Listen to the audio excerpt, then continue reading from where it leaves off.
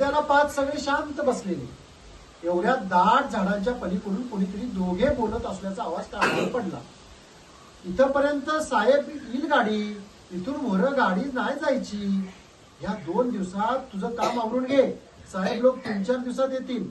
त्याआधी झालं पाहिजे. सगळेजण कानुसा घेत दाट झाडीतून येणाऱ्या आवाजाच्या दिशेने गेले. चांगल्या कपड्यातील एक उंच धिप्पाड माणूस दुसऱ्याशी बोलत होता. दुसरा मनुष्य लुंगी व बंडी घातलेला होता. एकंदरीत त्याचा अवतार मजुरागत होता.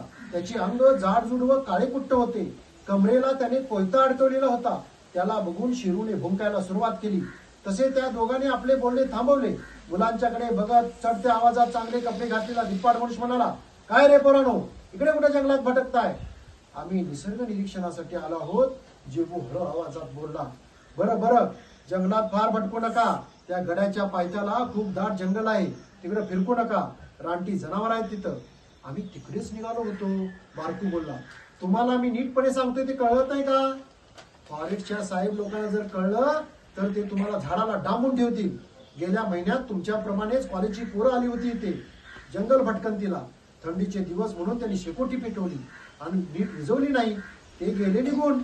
नंतर वणवा पेटला. होणारे अंतू, मजुरागत दिसणाऱ्या अंतूकडे बघत धिप्पाड मनुष्य म्हणाला.